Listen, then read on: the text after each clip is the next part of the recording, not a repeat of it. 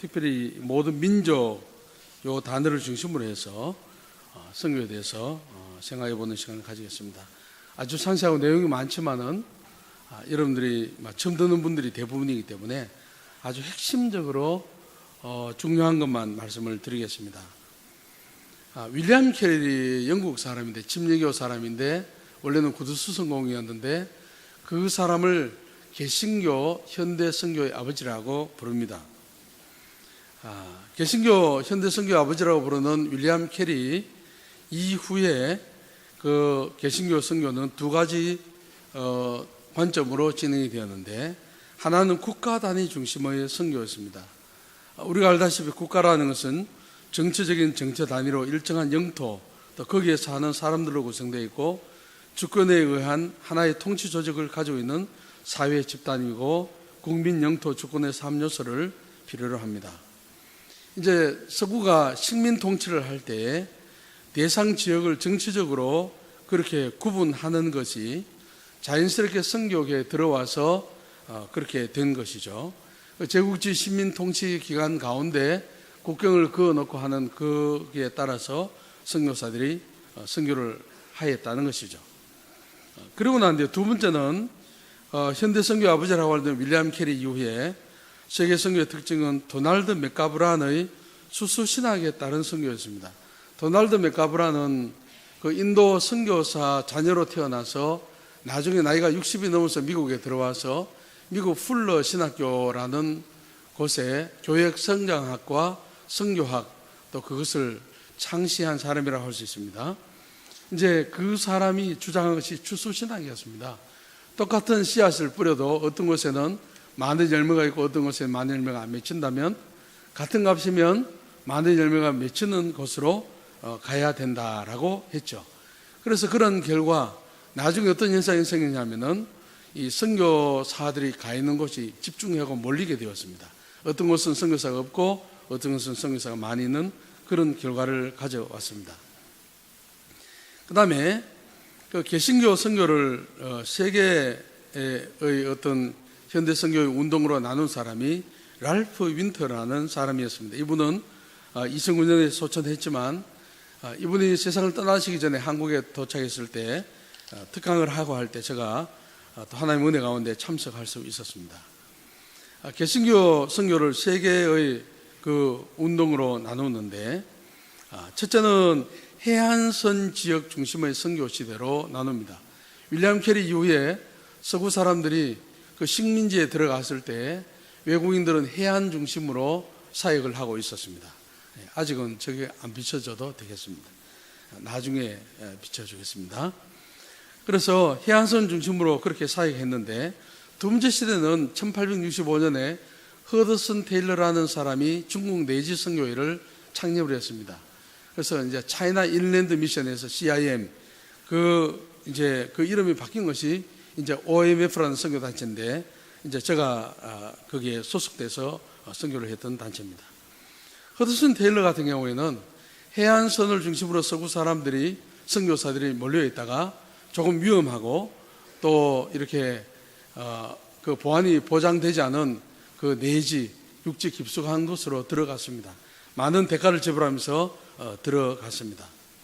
그 다음에 이제 세 번째 시대는 뭐냐면은 카메론 타운젠드라는 사람과 아까 말씀드린 도널드 맥가브란이라는 그 학자에 의해서, 선교학자 혹은 선교사에 의해서 시도된 그 언어적인 집단 그리고 종족 중심의 선교로 넘어가게 됩니다. 여러분들이 이제 성경 번역 선교회를 들어보셨을 텐데요.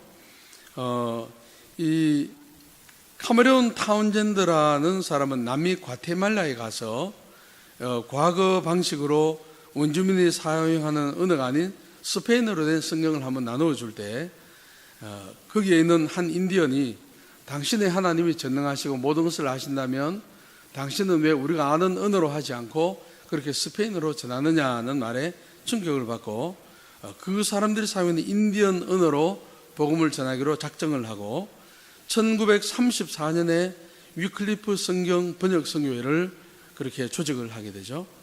그래서 카메론 타운젠드가 그 성경 번역 선교회를 조직을 하고, 그 다음에 도널드 맥가브란이 인도 선교사 자녀로서 인도 선교를 오랫동안 하면서 동질 집단이라고 불리는, 오늘날 말하면 종족 집단 중심 개념으로 선교를 하게 됩니다. 그래서 이 두 사람에 의해서 이 종족 중심의 선교가 시작이 됩니다. 이제 나중에 이제 설명을 드리겠지만은 온 이 세계, 지금 세계 인구가 조금 전까지 73억 2,700만 조금 넘었습니다. 여러분들 이제 그 인터넷에 들어가면 세계 그 월드 파퓰레이션 클락이라는 것이 있습니다. 세계 인구 시계라는 것을 구글 같은 데 치면 그게 숫자가 막 올라가면서 인구가 막 올라갑니다. 그래서 지금은 태어나는 사람이 죽는 사람보다 좀 더 많습니다. 자, 세계복음화란 이 세계에 있는 모든 73억 이상의 인구가 복음화가 되어서 한 명도 빠짐없이 구원을 받는 것이면 제일 좋겠죠. 하나님은 모든 사람이 구원을 받으면 진리를 아는데 이르시기를 원하신다고 성경은 말씀하고 있기 때문입니다. 그런데 또 성경은 또 한편으로는 구원은 모든 사람의 것이 아니다, 믿음은 모든 사람의 것이 아니라고 말씀하고 있습니다. 자, 오늘 우리가 읽은 이 본문 마태복음 24장 14절, 이 천국 복음이 모든 민족에게 증거되기 위하여, 여기 민족이라는 단어 있지 않습니까? 이 민족이라는 단어는 오늘날 선교학으로 말하면 부족을 이야기합니다. 우리나라는 단일 민족입니다. 그러나 다른 나라 가면은 많은 족속이 있습니다. 인도 같은 경우는 수천 개의 종족이 있고 인도네시아도 마찬가지입니다. 그래서 이 민족이라고 번역된 이 단어는 헬라어로 에스노스라는 단어를 사용하는데, 오늘날 영어에 에스닉이라는 단어가 있습니다. 그것은 인종 언어학적인 종족 그룹을 지칭하는 말입니다. 그러니까 예수께서 오늘 24장 14절 마태복음에 말씀하신 것은 모든 민족에게 증거되면은, 온 세상에 모든 민족에게 증거 전파되면은 그제 그쳐오고 예수님이 재림하신다는 그 말씀, 그것은 온 세계 모든 사람들 100% 예수 믿는다기보다는 그 종족, 부족 가운데 예수 믿는 사람이 다, 모든 부족 가운데 예수 믿는 사람이 있으면 그때 예수님이 오신다고 해석할 수가 있습니다.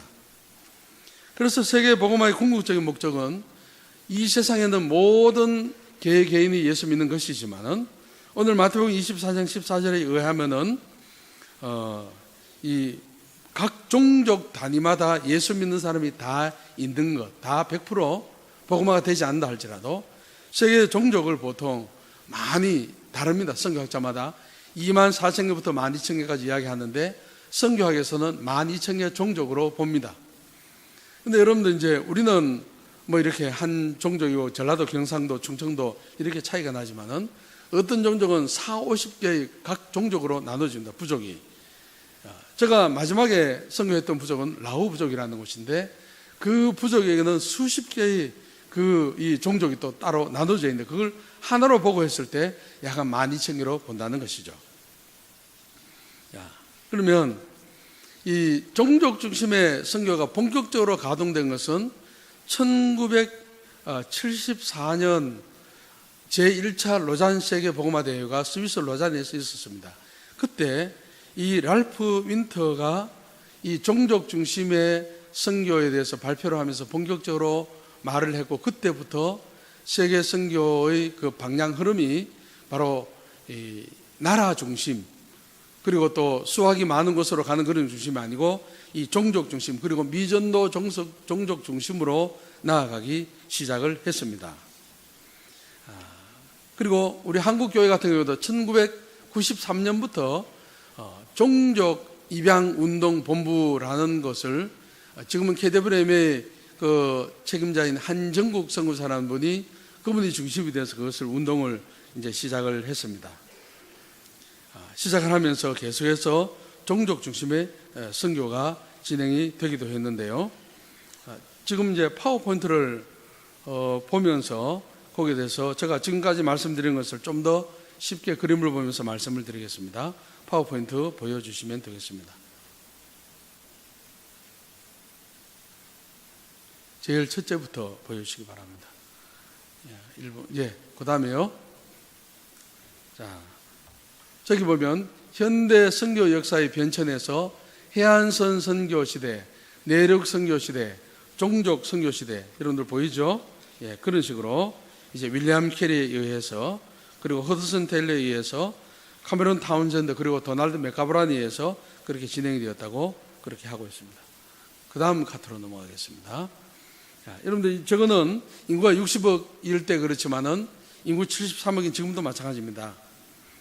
세계의 인구와 복음화 정도를 보면은 3분의 1, 3분의 1, 3분의 1로 나눠져 있습니다.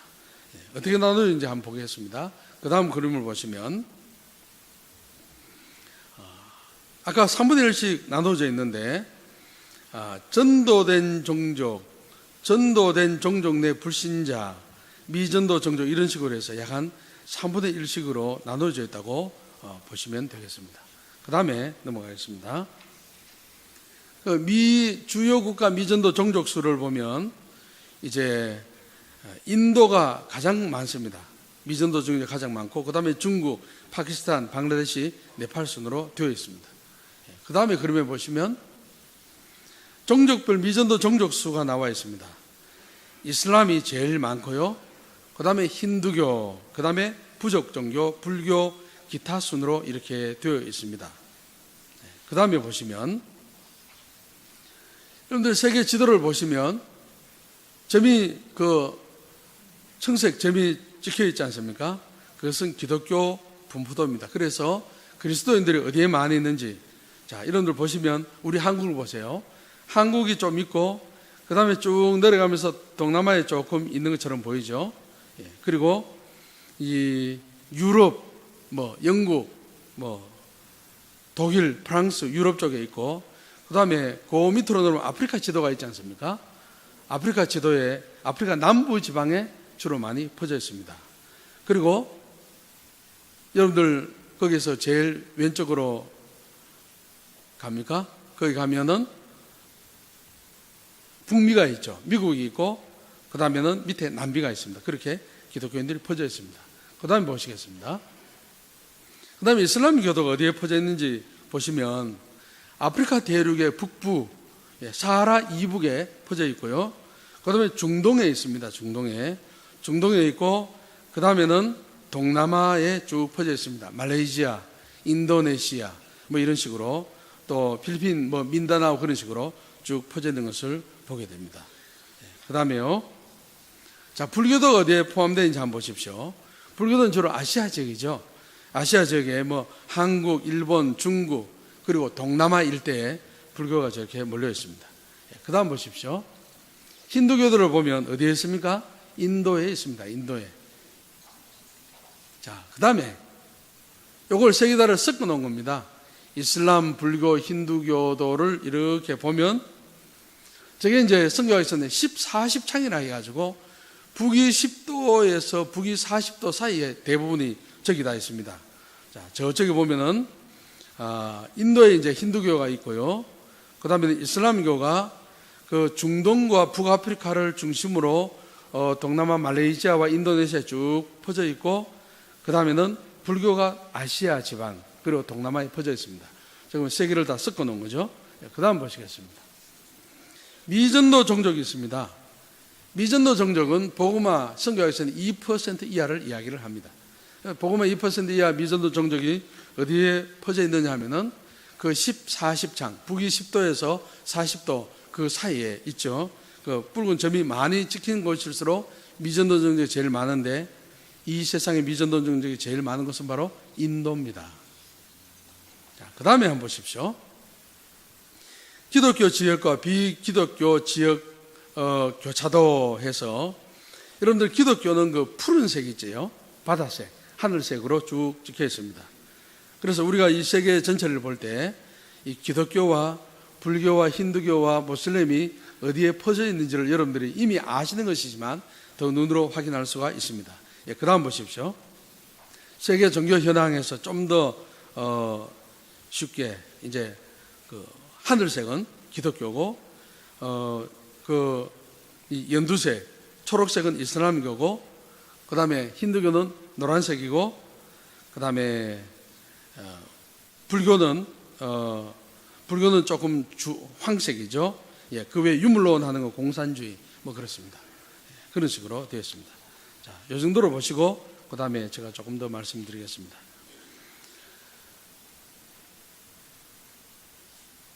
1974년 7월 스위스 로잔에서 랄프 윈터가 미전도 종족에 대해서 이야기함으로써 1934년 카메론 타운젠드 그리고 1930년 초반에 그 도널드 맥가브란에 의해서 그렇게 쭉 진행돼 오다가 1974년 본격적으로 그것이 이제 수면에 부상하면서 본격적으로 미전도 종족 중심으로 이제 복음을 전파를 하고 했는데도 불구하고 많은 사람들이 믿지 않은 그러한 형편이 있었습니다.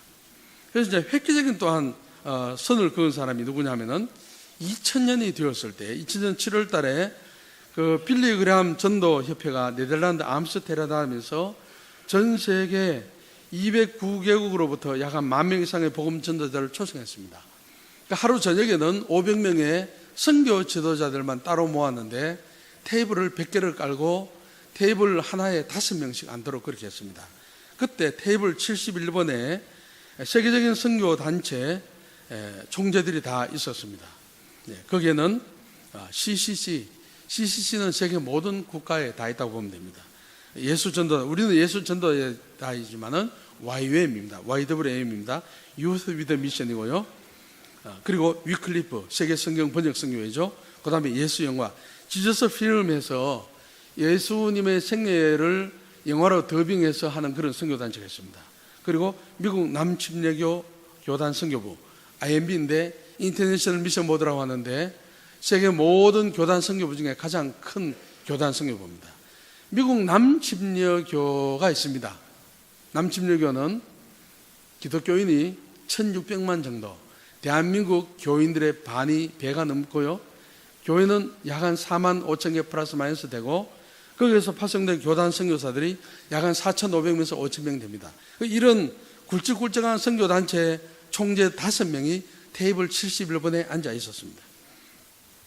그래서 그들이 서로 이야기를 하다가 우리 테이블에서 앉은 이 5명 이 소속된 국제 선교단체에서 파송된 선교사들이 몇만 명이 되고 아주 수십억 불의 돈을 쓰고 있는데 아직도 미전도 종족이 많이 남아있지 않느냐. 자, 그러면 우리가 이 미전도 종족을 제로로 만들기 위한 계획을 하자고 해서 그들이 이야기한 것이 바로 미개척 미전도 종족이라는 개념을 발전을 시켰습니다. 이제 UUPG라고 하는데 그것은 뭐냐면은 예수 믿는 사람이 있을 수도 있지만은 교회가 없거나 그리고 그 제대로 작용할 수 있는 교회가 전혀 없는 종족을 이야기를 하는 것입니다.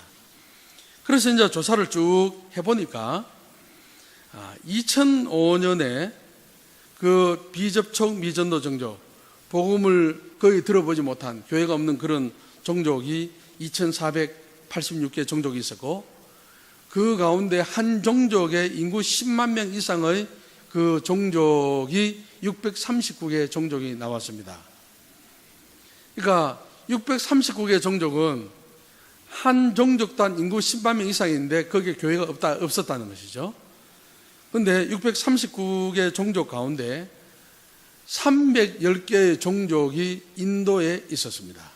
그래서 그것을 알고 이 사람들이 일단은 인구 크기가 큰 종족 중심, 종족 가운데 교회가 전혀 없는 10만 명 이상, 어떤 데 100만 명, 150만, 200만, 300만 되는 그런 종족 중심으로 이제 우선적으로 복음을 전하기 시작해서 지금 그게 한 10년 넘는 가운데 10만 명 이상 되는 모든 종족은 다 교회가 개척이 되고 이미 선교사가 들어가고 현지인들을 중심으로 해서 선교사와 함께 복음이 이미 다 들어갔습니다.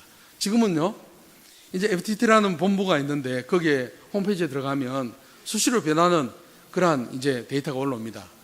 이제 거기 보면 어떤 종족은 지금은 이제 5만 명 이상의 종족 다 끝났습니다. 3만 명, 4만 명, 그리고 2만 명, 5천 명 뭐 이런 식으로 계속 하는데 오늘날 시대는 미전도 종족, 이 영을 통해서, 제로를 통해서 나아가고 있습니다. 그래서 매년 이제 2월달 매년 연말이나 연초가 되면은 미국에서 한 번씩 미전도 종족 선교하는 선교 단체 대표들이 모여서 대회를 하는데 계속 보고회를 가지고 있습니다. 그래서 지금은 이제 미전도 종족 선교를 하기 위해서 선교사들이 어떤 전략을 쓰냐 하면은 옛날처럼 선교사가 가서 땅을 구하고 현지인들에게 신학교를 4년 보내고 그런 선교 전략을 쓰지 아니하고 현지에 있는 사람들 농사를 하든지 장사를 하던 사람을 그대로 놔두고 그 사람을 이제 복음을 전해가지고 그 사람이 한 달 교육받고 또 2달 교육받고 그런 식으로 해서 설교하고 하는 그런 식으로 해서 가정교회 형식으로 교회를 이제 개척하고 있습니다. 제가 서울에서 목회할 때 이제 종족 입양을 했습니다. 종족 입양을 어떻게 하냐면은 한 종족 입양을 할 때에 미국 돈으로 300불을 보내면 현지인 사역자 2명을 고용해서 그들에게 생활비 100불씩 주고 200불이죠. 교통비 50불씩 줍니다. 300불입니다. 300불을 주면 그 두 사람이 자기 종족 가운데 복음을 전하게 되면 가정교회를 1년에 한 50개 정도, 일주일에 하나 정도를 개척하게 됩니다. 어떤 식으로 하냐면은 마을에 가서 복음을 전하고 그 다음에 그들 가운데 예수 영접할 사람을 손들고 그 오는 주간부터 사람을 세워가지고 어느 집 중심으로 해서 이제 사역자를 보내서 설교하면서 가정교회가 형성이 되는 그러한 것입니다. 제가 교자는 인도에 있는 선교사님이 있는데 그 선교사님 같은 경우에는 간지가 한 10년 다 돼 가는데요. 10년 다 돼 가는데 본인이 자기 자랑이 될까 해서 다 밝히지는 않은데 복음을 전해서 세례를 준 숫자를 다 합하면 100만이 훨씬 넘습니다. 선교 역사 가운데 이런 일이 없었던 그런 시대가 지금 일어나고 있습니다. 우리는 지금 복음 전하기 굉장히 힘들죠. 예를 들어서 서울시민교회 같은 경우에 한 해에 새로운 신자 100명, 200명 들어오는 게 힘들지만 제가 청년들하고 선교 현지에 갔을 때 한 번 마을을 거쳐가면서 마을을 주민들을 모아가지고 복음을 전하고 하면은 20명, 30명이 손을 들고 그 주간부터 현지인 사역자를 파송해서 이제 예배가 시작이 되는 것이죠. 이제 그런 시각으로 보면 그냥 인도 같은 데는 물반 고기 반입니다. 복음을 전하게 되면 그냥 1년에 그냥 수만 명이 돌아오는 그런 역사가 지금 일어나고 있습니다. 그래서 이제 우리가 선교 기도회를 얼마나 자주 가질지 모르지만은 이런 식으로 해서 우리 서울시민교회가 국내 전도를 위해서도 힘쓰고 하지만은 서울시민교회가 후원하는 선교사 숫자가 44명입니다. 그래서 우리는 그들을 위해서 구체적으로 기도를 하면서 우리의 기도의 폭과 깊이가 넓어지면서 하나님은 온 세상을 지으신 분이고 모든 종족을 하나님이 다 지으셨기 때문에 하나님의 눈은 온 세상 모든 종족 하나도 빠짐없이 다 하나님은 그 사람들을 다 품고 있습니다. 우리도 하나님의 마음을 품고 우리가 그저 교회만을 위해서 기도하고 교회 행사만을 위해서 기도하고 내 가정만 그리고 혹은 좀 더 넓게 기도한 사람들은 국가와 민족을 위해서 기도하는데 그 정도를 벗어나서 하나님 아버지의 마음을 품고 하나님이 보시는 시각으로 온 세상을 바라보면서 우리가 그렇게 기도하는 그러한 교회가 되기를 원하는 마음에서 선교 기도를 오늘 이제 스타팅을